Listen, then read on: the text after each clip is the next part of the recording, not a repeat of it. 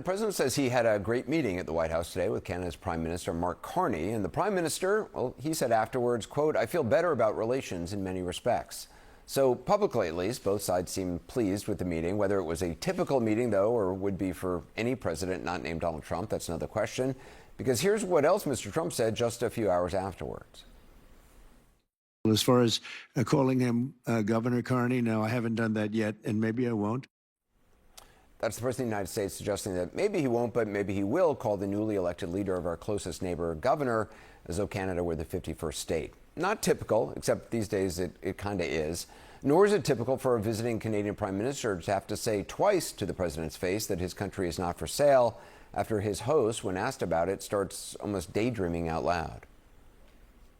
Mr. President, and Mr. Prime Minister, I'd like to get a good response to this too. Mr. President, you have said if Canada should become the 51st state. Were you joking? No. Well, I still believe that, but you know, it takes two to tango, right? But I think it would really be a wonderful marriage because it's two places that get along very well. They like each other a lot. Well, if I may, as you know from real estate, there are some places that are never for sale. That's true. We're sitting in one right now, Buckingham Palace that you visited as well. That's true. And having met with the owners of Canada over the course of the campaign last several months, it's not for sale, won't be for sale ever. A few minutes later, this time after a question on tariffs, Prime Minister Carney came back to the 51st state issue. Mr. President, is there anything the Prime Minister can say to you today to change your mind on tariffing Canada? Tariffing cars? Tariffing Canada. Is there anything he could say to you in the course of your meetings with him today that could get you to lift tariffs on Canada? No. Why not? Just the way it is. What's Mr. President? What do you first state? If Canadians don't want it, would you respect that? Sure, I would. But this is not necessarily a one-day deal. This is over a period of time they have to make that decision. Yes, go ahead. Yeah, if I may. Respectfully, Canadians' view on this is not going to change on the 51st state. The president also talked tariffs and showed impatience at being asked about whether he's reached any trade agreements with any country so far. Just to finish, we also have a situation, because everyone says, when are you going to sign deals? We don't have to sign deals. We could sign 25 deals right now, Howard, if we wanted. We don't have to sign deals. They have to sign deals with us. Well, keep it honest, the president is now just 3 days shy of a month into his 3-month tariff pause, time which he said would be used to strike trade agreements with the rest of the world, especially China, which he exempted from the pause and raised tariffs on to 145%. So far, however, the administration has announced 0 agreements with 0 countries, and by the sound of the president's answer, there might not be any, which, by the way, is not surprising. In normal times, in past administrations, trade deals have taken many, many months, even years to hammer out. The idea that even a framework for trade agreements would happen this fast was unlikely, but this president did put a timer on it. And when asked more specifically about China, the administration's responses have been all over the place. Mr. President, you said that you have spoken to President Xi. When did that happen? China says it hasn't happened.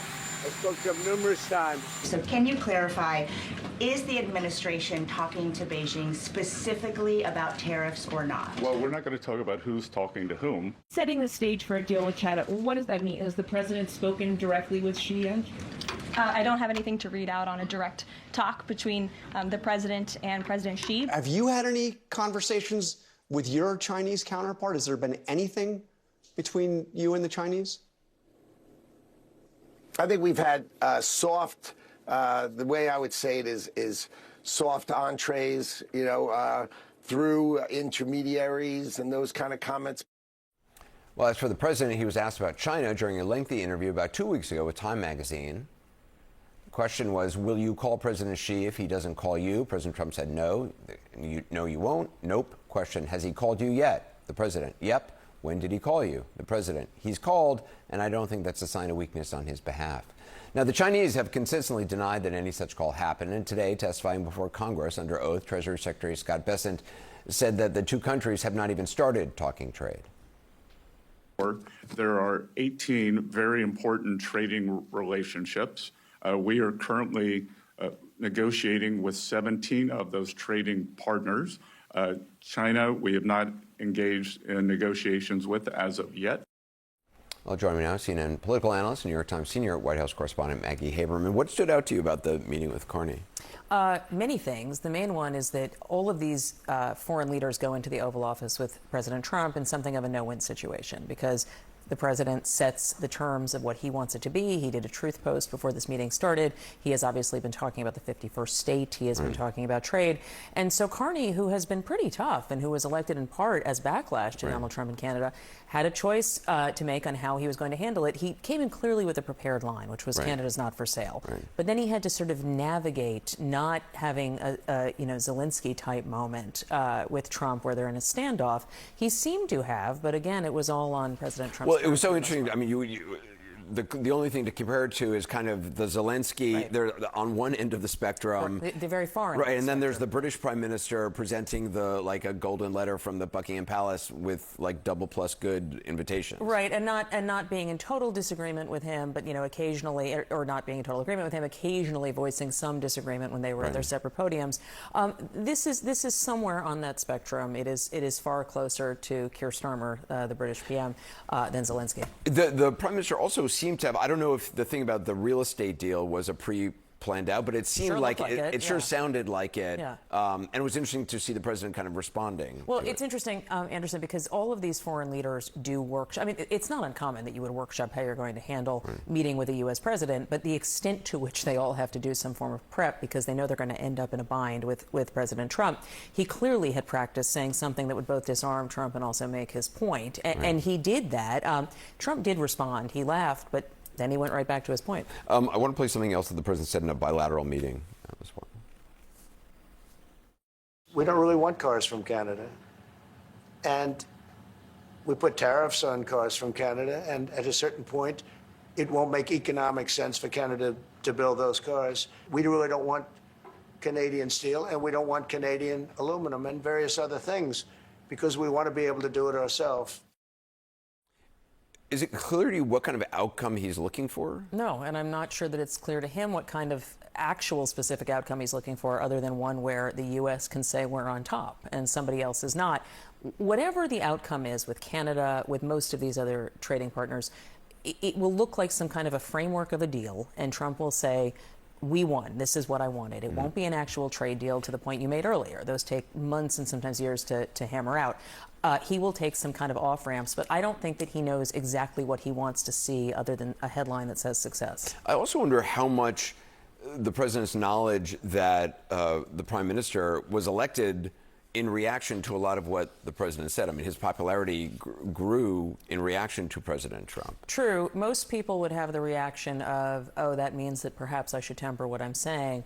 Trump, as you know, historically doubles down. We have seen that here. And also he sees it as it's still everyone talking about him one way or the other. So he sort of likes being at the center of it. Do you think his relationship is, I guess it's not for, I mean, nobody really knows what his relationship with is going to be vis-a-vis or in relation to how he was with Trudeau.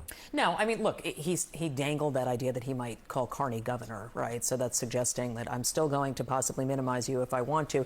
But so far, he does seem, to your question about the fact that Carney got elected in response to Trump and as a backlash to Trump, he is clearly aware that there is at least some limit on how far he can go right. He also announced or kind of mentioned that he would stop strikes on the Houthi rebels in Yemen.